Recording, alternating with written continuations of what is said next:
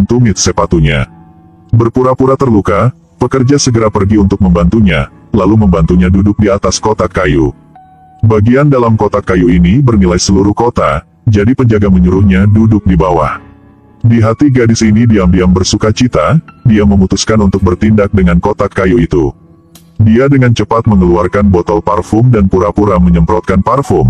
Ketika para pekerja tidak memperhatikan, dia menyemprotkan parfum ke kotak kayu itu juga. Ingin menggunakan parfum untuk menandai kotak kayu ini, pekerja juga sudah membantunya memperbaiki tumit sepatunya. Gadis ini dengan tenang pergi, pekerja tidak mengetahui situasinya sehingga mereka memasukkan kotak kayu ke dalam mobil dan mulai mengirim. Setelah truk pergi, kaki tangan gadis tadi naik sepeda motor dan mengikutinya. Gadis itu dan satu orang lainnya mengendarai mobil ke depan truk itu. Mulai meliuk-liuk di depan truk dan menarik perhatian pengemudi truk.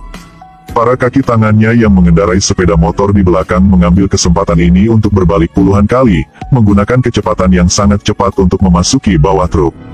Gunakan tali untuk memperbaikinya di bawah truk, keluarkan bor kecil, dan bor perlahan melalui bagian bawah truk. Pria yang mengemudikan mobil melihat kaki tangannya bertindak dan segera memperlambat kecepatan di belakang truk. Menyuruh gadis ini mengemudi sedikit lebih cepat, memperpendek jarak, dia naik di depan mobil. Bidik kesempatan yang tepat untuk naik truk, lalu cabut kunci universal untuk membuka kunci, juga buka pintu bagasi. Dia mengangkat tangannya untuk menyuruh gadis ini pergi dengan cepat, dia menutup pintu, dengan cepat menemukan kotak kayu yang berbau parfum. Dia menggunakan bor kecil, dengan cepat mengeluarkan sekrup, membuka kotak kayu. Di dalamnya ada lukisan bernilai ratusan juta, lelaki itu menunjukkan senyum bahagia, lalu segera melepas lukisan itu. Hati-hati menggulung gambar sedikit demi sedikit, memasukkannya ke dalam tabung dan memberikannya kepada kaki tangan yang sedang bersembunyi di bawah truk.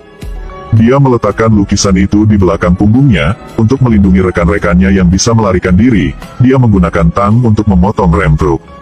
Dia melarikan diri seperti itu, dan kaki tangan lainnya di dalam mobil juga berhasil naik ke atap mobil dan menggunakan parasut untuk melarikan diri.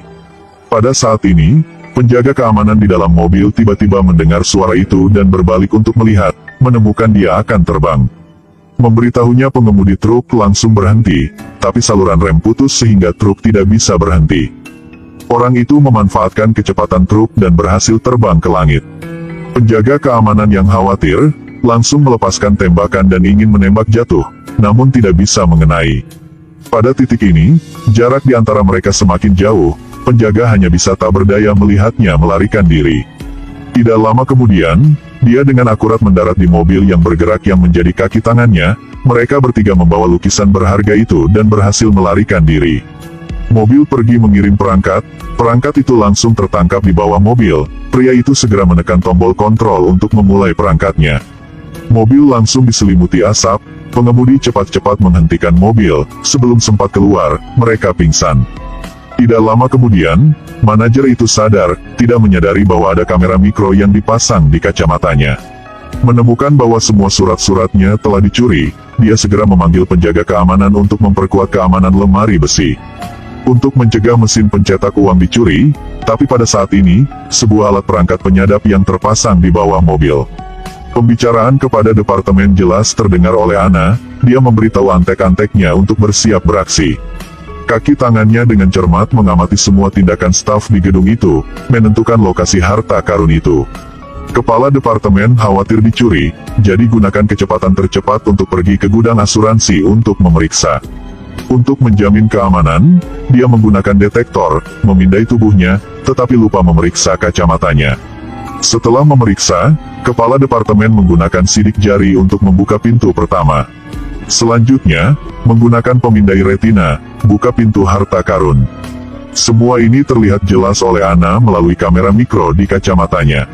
Setelah itu, kepala departemen itu masukkan password untuk membuka brankas tempat disembunyikannya mesin pencetak uang. Ketika Ana melihat mesin pencetak uang itu dan langsung menyalakan alat di dalam badan kepala departemen merasa tidak enak badan. Dia kemudian memuntahkan tablet kaca transparan di perutnya, menyentuhnya, itu langsung meledak dan tempat langsung dipenuhi asap. Kaki tangan itu menembakkan tali ke arah ruangan, lalu keduanya mengikuti tali itu ke dalam ruangan melalui jendela. Keduanya segera bergegas masuk, berurusan dengan semua penjaga di sana. Dengan cepat mengambil 2 sampel uang, ketika keduanya akan pergi, banyak penjaga keamanan bergegas masuk. 2 orang terkunci di dalam, langsung mengaitkan koper ke tali, menyalakan alatnya, memberikan kopernya kepada kaki tangannya. Setelah kaki tangan mendapatkan kopernya, mereka tanpa khawatir mengeluarkan bom dan melemparkannya ke tentara yang mengejar mereka dari luar. Semua orang takut dan lari, mereka berdua juga melompat dari gedung bertingkat. Cepat buka pelampung pelindung yang tersembunyi di bawah penutup lubang gat. 2 orang mendarat dengan selamat, melompat ke atas sepeda motor dan meninggalkan tempat kejadian. Para kaki tangan parasut meluncur sendiri dan kemudian melemparkan koper-koper ke arah kaki tangan yang sedang menaiki sampan di bawah laut.